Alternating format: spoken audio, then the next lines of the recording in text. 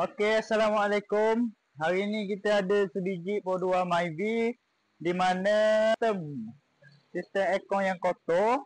Okey, ni keadaan kompresor dia dan sistem piping dia. Piping dia pun dok apa comel tu, dah hitam. Okey, minyak hitam. Okey, ni cooling coil dia. Ni keadaan cooling coil. Punca jadi gini ni sebab dalam ni dia tersumbat. Dia sumbat lubang bypass ni.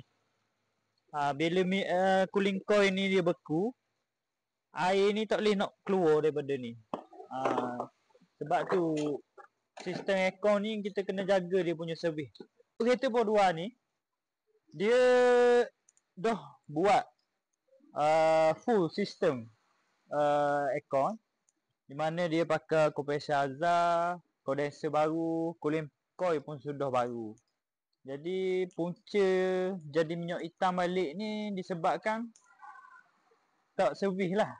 Sebab tu pentingnya sistem aircon ni kita kena jaga paling-paling hidup 2 tahun sekali.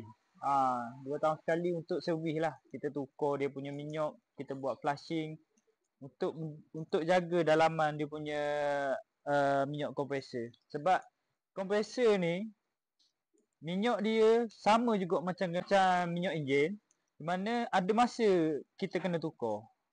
Jadi untuk kereta ni kita suggest tukar kompresor baru, kondenser baru, cooling coil, kira one set lah.